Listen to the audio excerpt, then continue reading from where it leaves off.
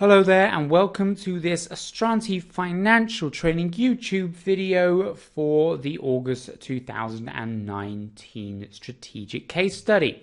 In this particular video we are going to be looking through a sample of the pre-seen test pack that we offer here at Astranti. Very recent pack, small pack added to the lineup of products that we have here at Astranti just to provide a bit of comprehensive testing for the pre-seen. There's nothing very complicated in this. It's just almost a checklist of questions to run through to ensure that you have read the pre-seen properly.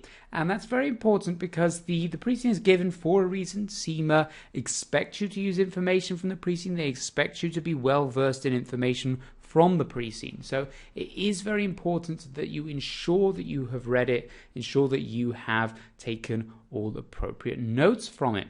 And if you do like this video and you'd like to see more of this, we have other videos looking at bits from the pre-seen, looking at exam techniques, looking at objective tests exams. If you're still on that as well, then please like the video and subscribe to the Astranti YouTube channel below. So without further ado, let's begin our run through this sample test. So first thing we have here is a explanation, pretty much what I have already gone through. That's in the actual pack. There are 30 questions, there are only 3 in this sample pack, and the purpose of it is to give you some background, some understanding, to test that you have read and understood the pre-seen, which is very important as it is the context of the exam, and you will be expected to relay information from the pre-seen, apply information from the pre-seen to the unseen scenarios that you are presented with. The first question here relates to the risk report. We all remember the risk report from the pre-seen detailing various different risks that were affecting the company Zoom and actions in which they had taken to prevent them. And the question here is, which of the following risks to Zoom's operations were not mentioned in the risk report?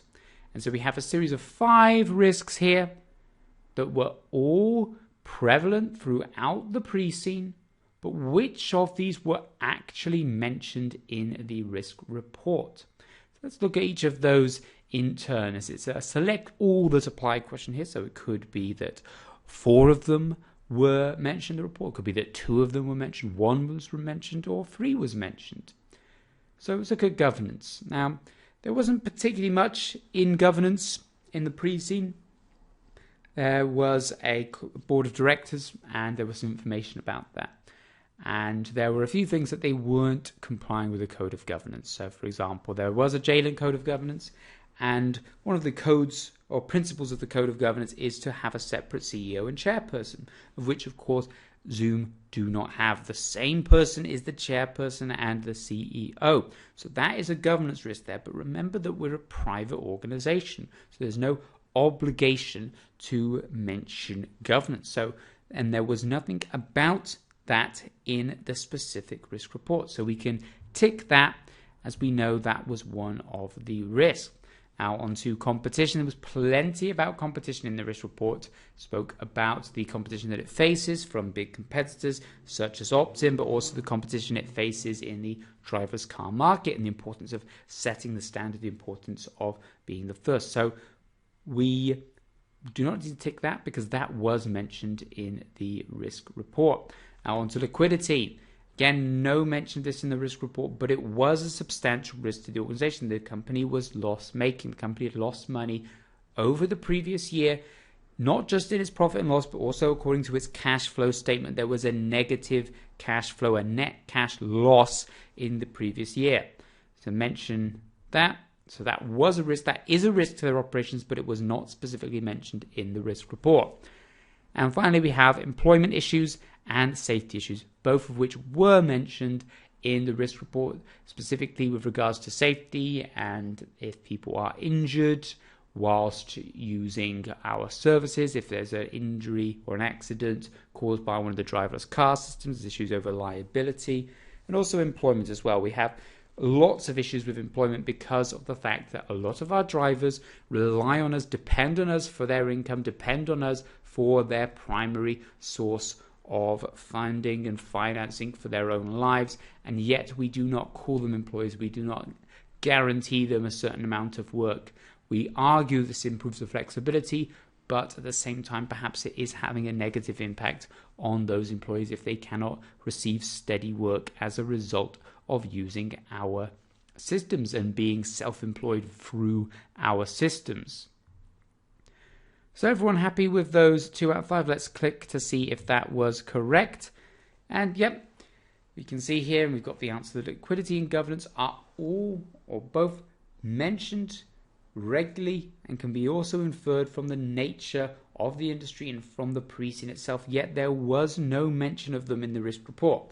And not only is this a question of did you get it right or wrong or not, in whether you mentioned whether these were in the risk report, but it's also part of a greater, symptomatic of a greater issue, that perhaps there is a failing from a risk management perspective here. Perhaps the organization has not been able to install a culture of risk management, a culture of risk awareness throughout the organization, and therefore they are hitting roadblocks when it comes to creating risk reports because there are certain things they are just not considering.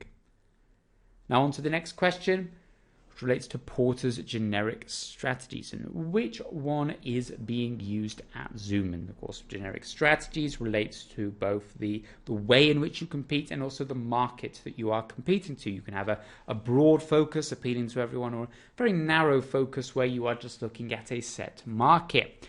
And then you also have to look at how you're going to compete. Are you going to be different? That's a differentiation.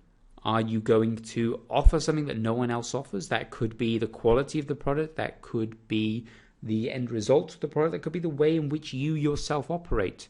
Do you perhaps donate to charity? For example, fair trade coffee. There's nothing different about fair trade coffee than regular coffee in terms of the end result. It's still a cup of coffee or still a pack of coffee grounds. But people are willing to pay more for fair trade coffee because of how it is produced. Not because it improves the quality, but because it's, and from an ethical perspective, it's beneficial, more beneficial to the farmers that grow the coffee. So we can narrow down what's going on at Zoom here. We do only appeal to the Jalen market, but we appeal to the entire Jalen market. We're not targeting very specific demographics. We're not targeting very specific cities or towns. And so we definitely do not have a focus strategy because of the fact that we are appealing to a broad marketplace. We're not going after a niche market. So that leaves us with differentiation and cost leadership. And it could be argued that we are somewhere in between, or we are leaning towards differentiation because we are a very charitable organization. We provide a much better return to the drivers than our competitors. So going back to the fair trade coffee example. But it's difficult to say that we are outright in the differentiation category because we don't necessarily offer a service that is that much different to anyone else. But by the process of elimination, we can still go for differentiation here because we know that we are not a cost leadership, because cost leadership relates to nothing other than being the cheapest provider in your market, which we are not. And therefore, we must be differentiation. As you can see, that is the correct answer. We're offering a high value service because we do cost a bit more. We do offer a bit more of a service, though, in that we do donate to charity and that we do pay our drivers more. So from a moral perspective, which perhaps will appeal to younger demographics, that is the strategy that we are operating. But it's not 100% conclusive. So there is the risk here, particularly when you're thinking of generic strategies, of being stuck in the middle. We're not really going after one market or the other. And finally, the third question in this sample, the company may want to take advantage of developing economies as their access to technology and smartphones improves. We know the company doesn't have any plans per the pre-seen, but if they perhaps do, if there's a good opportunity somewhere, they would be wise to still consider it. So what kind of strategy would it be to take advantage of developing economies as their access to technology and smartphone improves? Could it be product development? If you think about your ANSOFs, product development means you are taking a new product and applying it to your existing market. So developing economies means different countries, countries that are developing, hence the term. So are we really offering a new product to an existing market if we try to sell our services into a new country? No, because it's not a new product, it's the same product, and it's not the existing market, it's a new market, so it can't be that. We have diversification. This is where you enter a completely different market altogether. So we're not going to worry about selling our services as a transport network company into Jayland anymore. We're going to move our head office to Neighborland, and in Neighborland we're going to set up a pizza franchise business. That would be an example of diversification. It's an entirely new product to an entirely new market. So again, it's not that. Emergent strategy, this goes off on a tangent from the ANSOS. It's not part of the ANSOS, but it is still an important strategic tool. Emergent strategy is where you have a strategy and you either adapt your strategy or you create a new strategy midway through the process as new information dictates. But that's not the case here, because we're not creating a new strategy based on further evidence. We are designing the strategy from the start, so it cannot be emergent strategy. So finally, we've got market development and market penetration. Now, the difference here is that both of them are appealing to the same product, using the same product. But one of them is taking that existing product to a new market. Now, market penetration is where you just try to expand your existing market with your existing product through discounts or offers. So if we were to try and expand our market share within Jayland, that would be market penetration. Of course, we're looking at a developing economy here. So we're taking our formula that we know that works, we've seen it work in Jayland, and we're taking it to a developing economy. So that is a market development strategy. And just to double check, yes, that's correct. Based on answers, it would be a market development strategy. It's the same product in a new market. And also, another important thing here for you as strategic students to consider is the level of risk, which is part of your role in this case study, is to identify risks.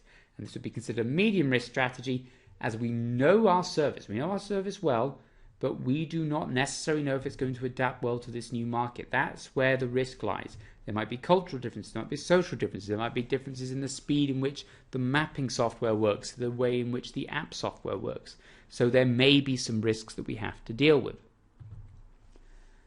So that brings us to the end of this summary sample section. So if you do want some more questions, you can pick those up on the Astranti website. You can also take a look at some of the various different other products that we have. We've got analysis videos for the pre-seen. One's looking at the models that are relevant to the pre-seen. One's looking at issues, the industry. In total, there's over 7 hours of video content and lots of material to read through as well, including this question pack, all included in our total pre-seen or complete pre-seen pack. So thank you very much for watching this video. I hope you have a good idea of what this product is about, and also have learned perhaps a couple of things about the case study that maybe you could apply to other material within the case study, just to ensure that you are well versed in the pre-seen, and how important it is that you are well versed in the pre-seen for the exam. Once again, if you have enjoyed this video and you'd like to see more of them, then please do like the video and also subscribe to the Astranti YouTube channel at the bottom of your screen.